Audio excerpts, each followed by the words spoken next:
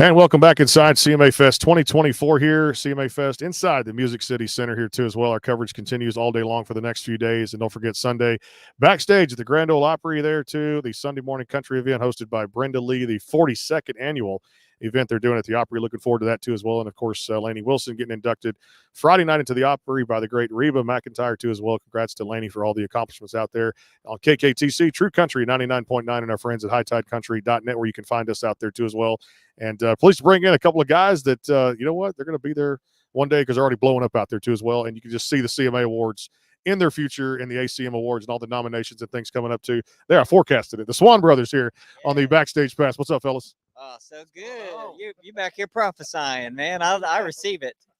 I like to prophesize because I did it a few years ago when Laney came on with me. I said, you're going to blow up in the next 2 years. Should you remain humble? Oh, stop. Don't do that. And look what happened. Yeah, come on. That's a little Harry Potter magic, right? We got to have a little something, have a little fun there too. Tell us what's lined up for this week for you guys. Busy week as it is for everybody. Yeah, man. We've got we're going to see a lot of folks today, and we've got some interview stuff, and we've got some signing stuff that we're going to go see a bunch of fans. That's the best part of this whole week. And then, we're gearing up to go play a show in Jamaica. So that's a tough job. And we got music. I mean, we've been working on new music, and we just released a song a couple weeks ago, and it is probably done better than any other song that we've ever released. So it's a good week. Yeah.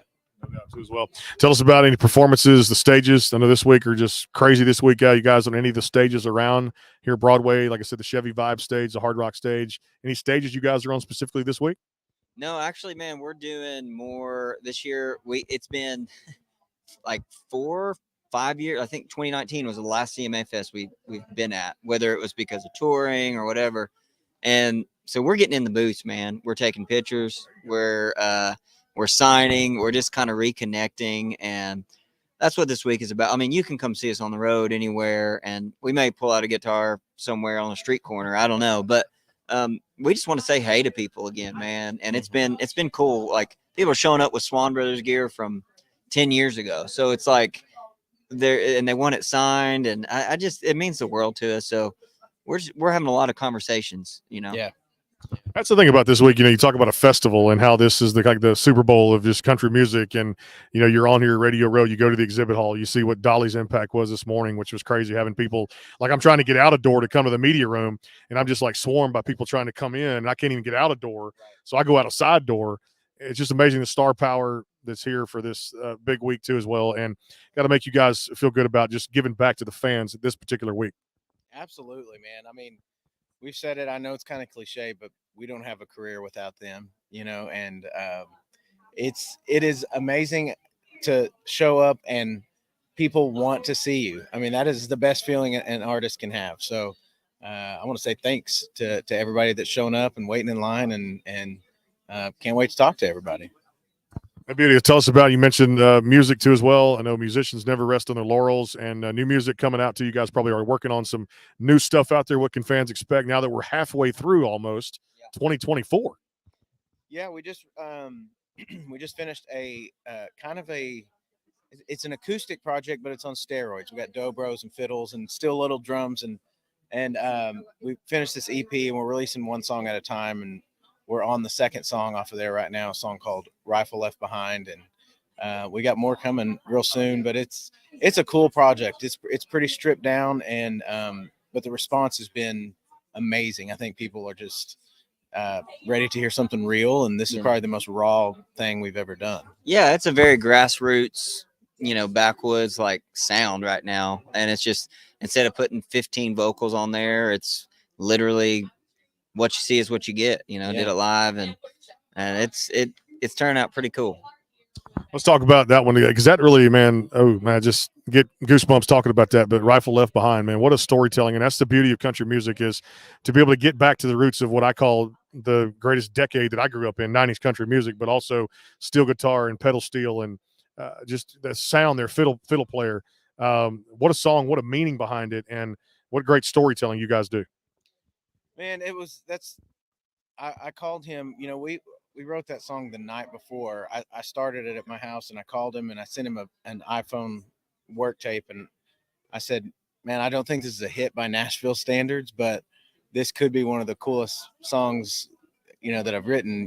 Tell me what you think. And then he made his tweaks to it, and we were going in the studio the next day, and we were like, we got to cut it, and the song was less than 24 hours old, but the response has been incredible. It started out a song about a rifle that my grandpa handed down, and then it turned into a song about America and soldiers and sacrifice and the state of the world right now, and a lot of people have responded well to it. So yeah, I'm glad it's connecting.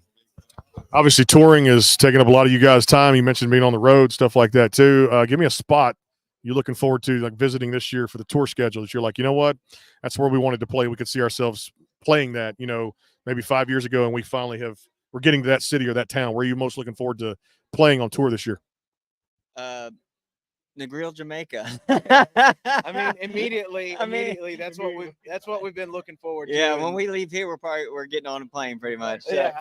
But no, it's always nice, man, that someone will come, like, say, hey, we want you to come play a show, and then just take a vacay, just be on a beach somewhere and enjoy it, soak it in. But there's several stages. Like, we always like getting back to the Grand Ole Opry. We love stepping foot in that circle. I don't know. It seems like we need to hit Ohio again soon. There's a few places that we can see where people are streaming our music a lot, and there's just a few cities that we're like, we probably need to go hit. I can't remember off the top of my head, but there's a few oddballs. Yeah, I'm surprised that I know our next show. To be honest, I don't keep track, but we'll be around. All of our dates are posted on the website, and yeah, it's a good year, man. We're blessed. We're blessed to do this. So I feel about this show every day too as well, and good to have you guys here. The Swon Brothers here, CMA Fest 2024. Appreciate you being with us. Thanks for having us, brother. One of the best out there too. Catch them on tour and catch the website out there too as well, and new music coming out here. We continue on. CMA Fest 2024 continues. HighTideCountry.net and our friends KKTC True Country 99.9. Back in a flash here. More interviews coming up. Stay